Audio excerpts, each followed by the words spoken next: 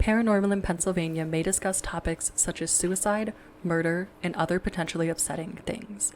Listener discretion is advised. Hello, and welcome to Paranormal in Pennsylvania, where we discuss history and hauntings. Today's story takes us to a haunted tavern. I'm Sarah. And I'm Erica. Let's get into it.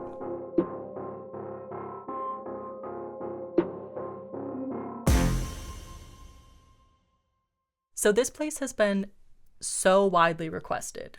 It's the Jean Bonnet Tavern. I have never heard of this place. Really? It's located in Bedford, so it's like along the turnpike. Oh, yeah, no, never heard of it.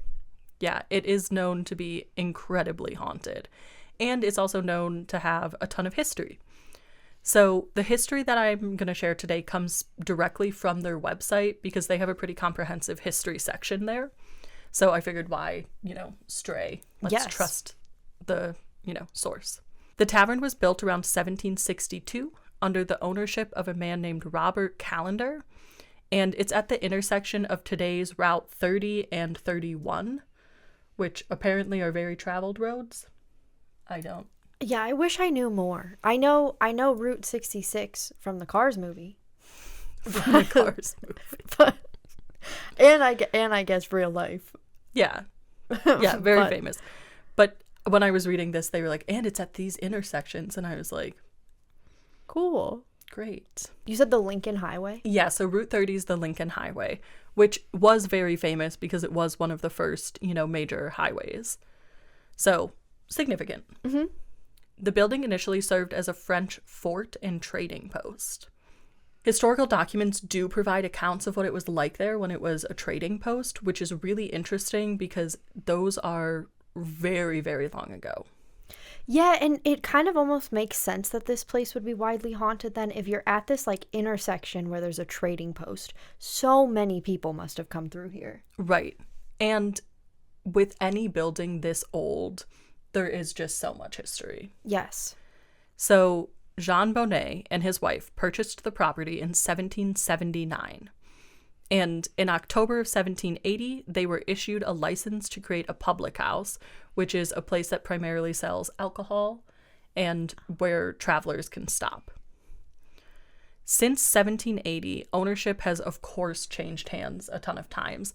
But one thing has pretty much remained the same. It has stayed as a tavern and inn for most of that time period. Which is kind of cool. I mean, I know that before we've talked about buildings that have so much history that just change over and over and over, like their purpose. So it's kind of cool to learn about a place that just has been the same throughout its time. Yeah, the only deviations from it being a public house are when it was actually used as a private residence, which is kind of cool. Yeah, that is. But with almost 250 years of history, it's no surprise that there were some people that deviated from tavern. There are some really cool historical happenings that happened at this tavern, and I always forget something that's been around since the 1780s could have George Washington and also George Bush. Yeah. That's crazy to me. Yes. I can't even imagine going to Europe where stuff is back from the 1100s. You know what I'm saying? Because even in America, the 1700s blows my mind. Yes. I'll never forget when I was researching Greenstead Church for our first Paranormal Across the Pond, and they had a crusader buried out front of the church, and that was just normal. Right. That's crazy to me. Right. So General Forbes stopped here to wait for reinforcements before he continued to Fort Duquesne to try to take it from the French. So this was a key spot in the French and Indian War.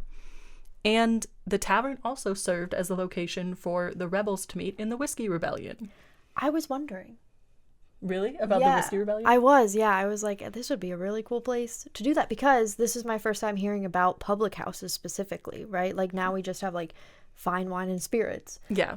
So it's kind of cool that stuff back then was made for alcohol. And I literally thought even what happened during Prohibition. Mm-hmm. Yeah, absolutely. And I think also because you could come from so many different locations and meet at the same tavern. The tavern was added to the National Register of Historical Places in 1979, so almost a full 200 years after it was issued its first license. That's a really long time. Yeah, I'm surprised that it took that long. Yes. Yeah, me too. I would have thought maybe 1930s. Right. Sometime early, but I guess when did they start doing that widespread? I don't know. I think we've asked that question before, and then I did not research it afterwards. Yeah, but I think it's hard to nail it down because I think it went in groups. Like, okay, historical courthouses or schools, and then maybe taverns are lower on the rank list. That makes sense. You can still visit it today, and you can actually stay overnight. That's where a lot of the hauntings happen, at the overnight stays. So the paranormal stories really started around 1957 when there was another change in ownership. The new owners really leaned into the ghost stories. Oh, that's cool. I love that. Me too. And I think now it's known as one of the most haunted places in Pennsylvania. That's why so many people have said, I can't believe you guys haven't covered it. Yeah, which is crazy. Again, it makes sense because you're at this like intersection of these like main highways, but it's such a small place. I've never even heard of it. Right. I mean, you can literally see it from the turnpike. That's crazy. It is. It is. So staff report many of the hauntings that do occur here, which makes sense. They spend a ton of time there. Whereas I don't know if there's as much of a local crowd that dines here or if it is just a tourist attraction and people passing through. So the staff. One story comes from one of the bartenders, and the story goes that it was late into their shift. They had a friend come with them, and they also had one of the locals. Yeah, so there are locals. But they had one of the locals that was there as well. Their friend was just, keeping them company until their shift was done. And then as the shift ended, the local got more and more inebriated. They offered to just drive them home. And they said, we're going to take you home and we'll clean up once we get back. So they take the person home and they come back to the tavern. While they're walking along the front porch of the tavern, they look in the window and they see that someone's seated at the bar, which is impossible because they made sure no one was there. Yeah. By the time they get in, fully prepared to confront this person, the person has disappeared. That is such an intense feeling of like, I'm not even thinking about the paranormal at this point. I'm just thinking there's a person in my bar. Right. They 100% believed that there was a person in there. Yeah. And a few things. One, they checked the whole building to make sure that the person didn't run away. So they did fully believe this. But two, can you imagine if that bartender didn't have a friend with them? I would be freaking out if I got back to this restaurant late at night that I thought was empty and someone potentially broke in. I think I'd call the cops. I don't think I would go in. I absolutely agree. I would call the cops and I would be too scared to go back to the window to see if the person was there. So admittedly, they would probably get there and go in and be like, there's nobody here. Right. Yeah, it's like I was thinking of it as a jump scare where they are walking by the windows, they see the person and they go back and the face is boom, right up against the glass. Oh my God. No, that's not the case. It seems it's just a spirit that was there enjoying a drink at the bar. Right. The next story actually comes from guests, and specifically a group of paranormal investigators that had come. They were staying in the attic apartment for the night, but before they did their investigation, they decided to go down to the bar to kind of get a feel for the tavern, have some drinks. While they were down there, specifically while standing at the corner of the bar, they said that they really one person felt, I should say, that someone was rubbing against them and touching their arm. And they said it wasn't very crowded and that they didn't really, attribute it to anything. And they thought, I'm here for an investigation. Maybe it's all in my head.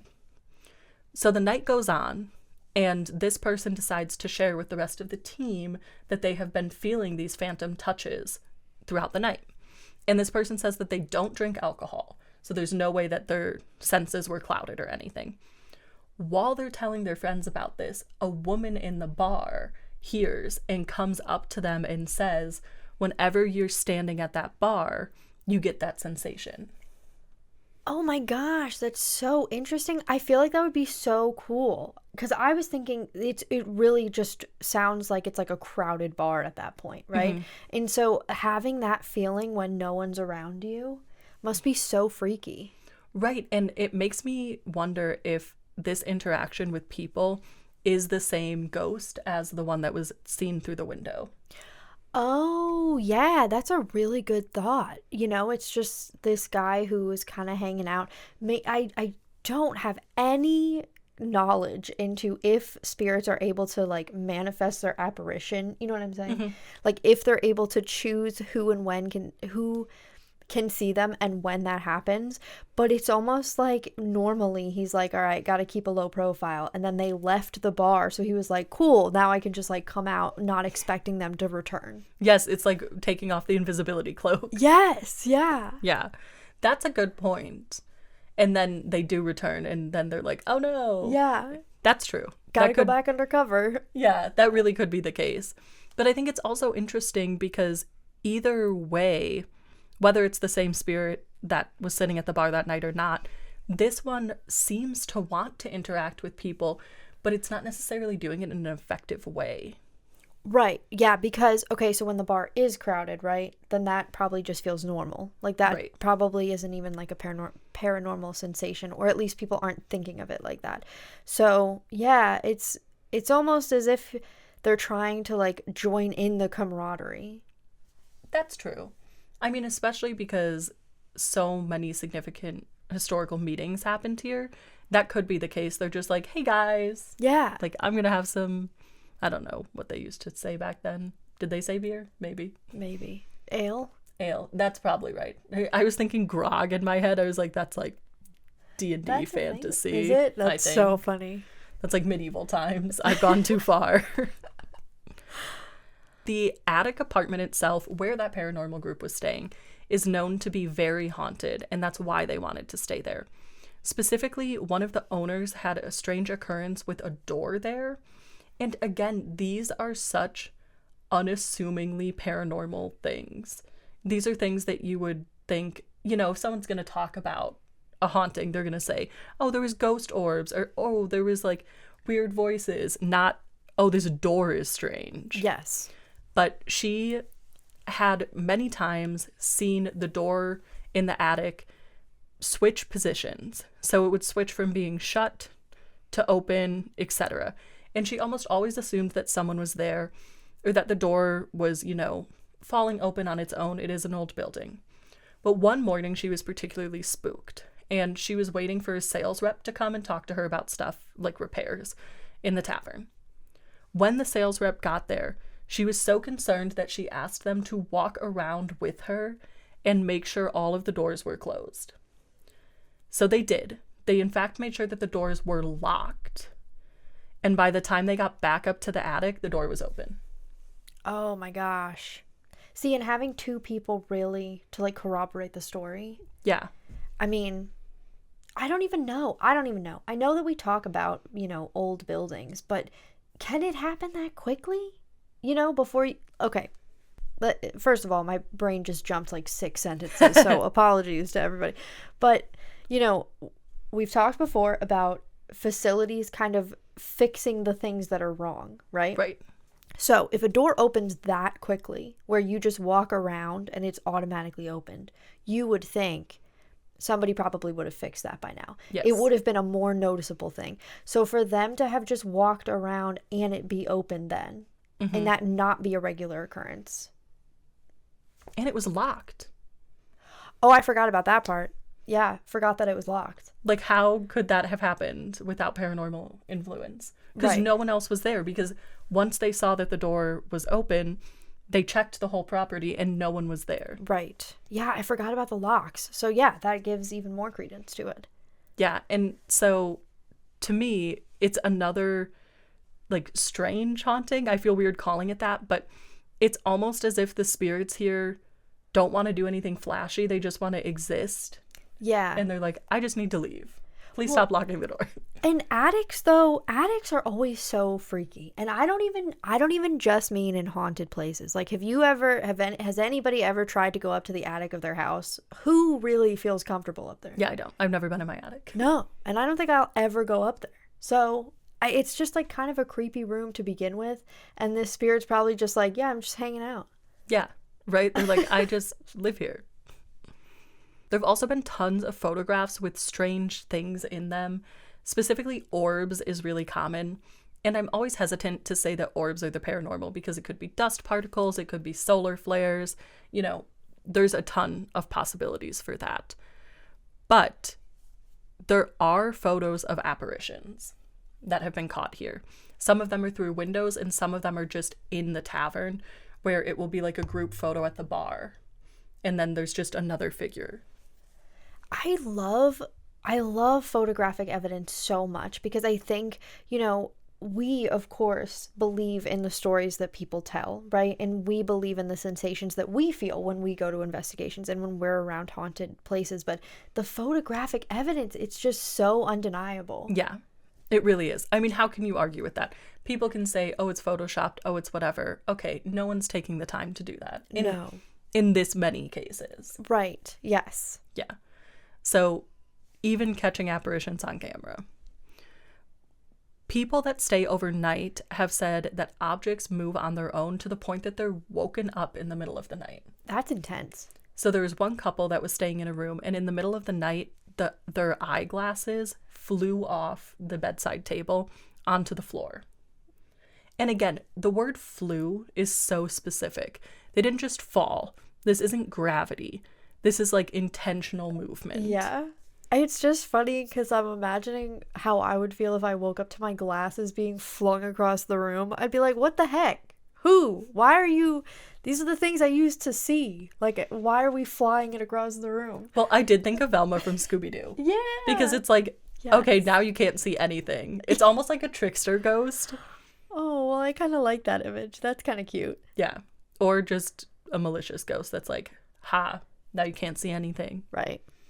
Guess it depends on your interpretation. Also depends on if they were like reading glasses, because at that point, yeah, then that's a fair point. They're just like blue light glasses. Yeah. Yes, the ones from Claire's. Yeah. Other guests have complained about loud noises happening downstairs to the point where they think that people are getting set up for banquets, only to be told that no one's awake at that time. So it would be like if you woke up at 2 a.m. to hear tables being pushed around. And so understandably, the next morning you would say, hey, that was pretty inconsiderate. Yes. Only for the staff to say no one was awake. So did they used to have little banquets there? Yeah, so they have like events and stuff. That's really cool. So it's like the spirits are setting up. I wonder if it's like I wonder if it's just the general idea of the spirits who have pushed these tables together and done this banquet type thing, you know, them doing it over and over, things that they've done for several events, or if it's like one specific event happening over and over again. That's true. My other thought was, what if it's the Whiskey Rebellion spirits? And that's why it's the middle of the night. Oh, yes. That is a really good thought. And it made me think of that book that we read about the tavern where they were like doing illegal stuff at night. Yes. That's what made me think of it. That is not it with objects moving, because there is some, again, strange specific hauntings, and one of them is toilet paper rolls unfurling themselves. And it's not like, oh, maybe someone, you know, unfurled it a little bit. It's like we're getting set up for the day. We've replaced the toilet paper, the big rolls, only to come back and find that it's completely unwound. It's a cat. That's what I thought. Because I was like, why would a spirit do that? What ghost wants to spend their time doing that? Oh my gosh, wait. Okay, just hear me out. What if there's a person who's like in the bathroom, but they don't realize that they're a spirit, so they're trying to pull toilet paper, but they can't pick it up. So they're just like unfurling it because they can't like grab it. Just day in and day out. That sounds so terrible. I don't know how someone would get trapped in a bathroom. Just like, but not trapped in the bed, like trapped on the toilet. That would be so terrible. Right. They just don't realize. Right. And it's just this vicious cycle of them unfurling all of the toilet paper. Right. But if they can unfurl it, then theoretically they should be able to grab it. Well, I'm thinking like it's easy for them to like take energy and move it downward. I see. But like they don't have the ability to like pull it. Or like hold it. Yeah, like hold it in their hands. That is funny. Because I was wondering like, who is doing this? Unless it really is a trickster that's like, you know, doing all of these different object movement things. Yes. Yeah, it could be one spirit. Yeah. Just kind of doing all of these little tiny things. It could be. There also is specifically the sound of a crying baby heard throughout the tavern at night. And I looked up who or what it might be, but it seems like people just think it's a guest. Okay. I mean, that makes sense. Could it have been from the people who used it as a residence? Yeah, it could be that. It could be former innkeepers that had kids, you know. Yeah. I think that could go tons of ways. There is one distinct ghost, and I love a character ghost, as I call them. And this was a highway robber. He was actually hanged there in the 1700s. What is a highway robber? Because there's that saying, this is highway robbery. Mm-hmm. And I've been saying that my entire life, just now realizing I have no idea what that means. So in this era, it would be people that would like attack horse and buggies. Oh, yeah, I guess that's kind of not possible in these modern times with locked doors. No, but if you think of like Robin Hood. Okay. Yeah. That makes a lot of sense. But I think the phrase highway robbery refers to tolls. Oh, they are. Yeah. They do rob you. Yeah. I'm not sure. Someone can comment and be like, you guys are totally wrong and off base. But I think a highway robber is like someone that holds up and steals from a horse and carriage. Right. Highway robbery is tolls. Yeah. Okay. Makes sense. Yeah. Makes sense. You just the more you know. Yeah. And also just like double whammy. Yeah, like, honestly. You know, how sad. And because he was hanged there, many say that his spirit refuses to leave. Some say he was innocent, some say he's guilty. But there have been mediums that have gone to the tavern and said that he specifically roams that area. That concept always makes me sad that someone's kind of stuck where they've died. Yeah. Because I think, you know, we've always said it would be nice if someone was able to choose where they end up, right? But in this case, I don't think anybody would really choose this. I think you're just kind of like stuck in this trauma event. Yeah, that's what I was going to say. It's like the unfinished business, which is part of the reason that I wonder if they were innocent. But how could you be innocent of holding up a carriage? Right. Yeah. I would assume they've caught this person in the act. Right. Although, who knows? I think evidence back then was a lot less strict. Actually, that's fair. And, of course, you know, there's that whole, like, moral dilemma of, like, you know, if someone's stealing to help their family. You know what I'm saying? So it's like maybe they weren't even just highway robberying just for fun. Like, maybe they genuinely needed supplies. Yeah. Should Jean Valjean have gone to prison? Let us know in the comments. There is tons more hauntings here. This honestly just scratches the surface. I just pulled what I could find. But there are so many investigations that have happened here. You can watch them on YouTube. There's episodes of like more legitimate TV shows and stuff that have gone here. There's tons of hauntings. And they really do range from being as simple as hearing footsteps to being as involved as catching an apparition on camera. So I would 100% say haunted, and I would 100% love to go. Oh, yeah. I was going to say on one of these trips where we're both headed back east at the same time, we should definitely just like coordinate and then stop here. I know. It's not that far. It's only like an hour and a half from Pittsburgh. Oh my gosh. Then we should just go. That's so cool. Yeah. And I would love to stay the night there, do a whole formal investigation, because I think there is so much history there. And when there is so much history, it can be a challenging investigation because you have to place what era the spirit is from.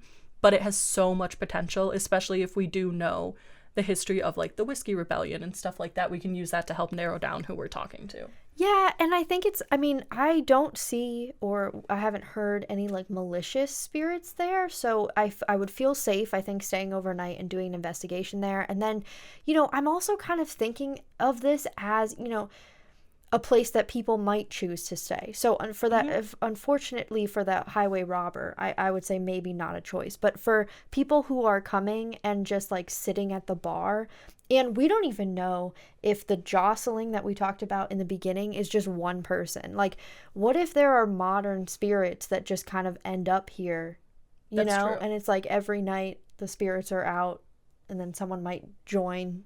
So I don't know. I think that's like a nice, that's how I'm thinking of it in my mind, is like just a bunch of camaraderie. Yeah, I'm picturing they're like going around to the different rooms and they're like coming down to the bar tonight. Yes. And it's like all different attire. There's like someone dressed 1980s, someone dressed 1780s. That would be funny. Yeah. That would be a good show. Yeah. So yeah, I would definitely go to the Jean Bonnet Tavern. If you have been here, we would love to hear about your stories and what do you think of the hauntings, even if you haven't been here. You can follow us on social media for behind-the-scenes content, and if there's somewhere you want us to cover, be sure to reach out on socials or even email us at Paranormal in Pennsylvania. Tune in next Thursday to see what history and hauntings we discuss next. Stay spooky, my friends.